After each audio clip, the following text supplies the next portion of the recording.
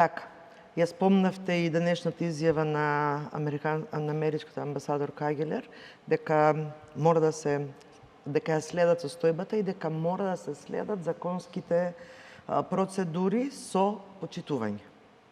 Овде, со интерпелацијата, за жал, имавме упад во уставниот поредок на државата.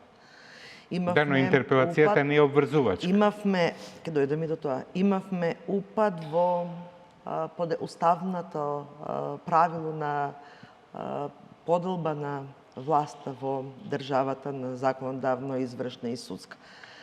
И наместо собранието како законодавна власт која што треба да ја следи работата на владата, се претвори во инструмент кој што ги извршва наредбите, односно ги извршва наредбите на владата.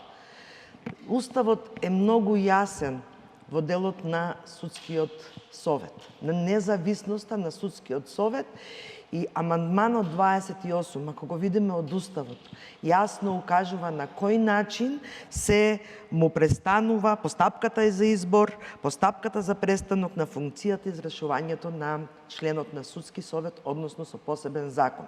Значи, треба да се почитува законот за судски совет, кој што е лекс специјалес, значи тој е примерен, да. И со ваквите интерпелации ние само правиме шоу. И така намалениот рейтинг на судството од 2%, ние дополнително го намалуваме и дополнително ја зголемуваме недовербата кај граѓаните во судството. Затоа што ако ја гледаме, колективно тело е судскиот совет, така, решава со мнозинство од гласови. Судскиот совет има 13 члена со право на глас и плюс 2 без право на глас. Секоја одлука, за да помине во судскиот совет, мораме да имаме најмалку 7, односно 8 гласа. А ние зборуваме и ги ставивме на столбот на срамот само 5 члена од судскиот совет, кој што ги избира собранието, меѓутоа нема основ за ниту за интерпелација, членот 72 од Уставот е јасен кога станува збор за интерпелација, и зошто не зборувавме за сите 13, за сите оние кои што учествуваат во носењето одлуки. Вие кога имате представка пред судски совет, која се формира комисијата, која што ја разгледува и доставува извештај до судскиот совет, е составена од 2 членови избрани од судиите и 1 член од останатите од правниците. Значи, не е одговорноста само на овие 5 луѓе. Одговорноста, ако ја бараме, треба да ја бараме кај сите членови на судскиот совет.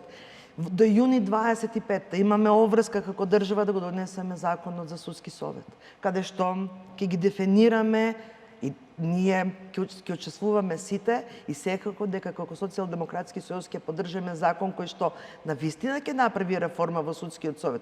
Ќе дефинираме критериуми, ќе дефинираме што е истакнат правник, затоа што нема дефинирано што е истакнат правник во законот, ќе ги дефинираме начинот на разрешување на членовите на судскиот совет. И разрешување и наименување.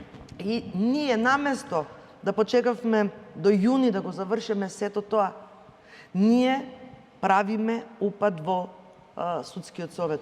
Упад во судството, упад во уставноста и во принципите на кои што почива уставноста. Денес Уставниот суд излезе со реакција и видовме дека да не се чепка независноста на Уставниот суд. Да, излега, истото важи и за независноста на судскиот совет, затоа што во Уставот е дадена независноста на судскиот совет.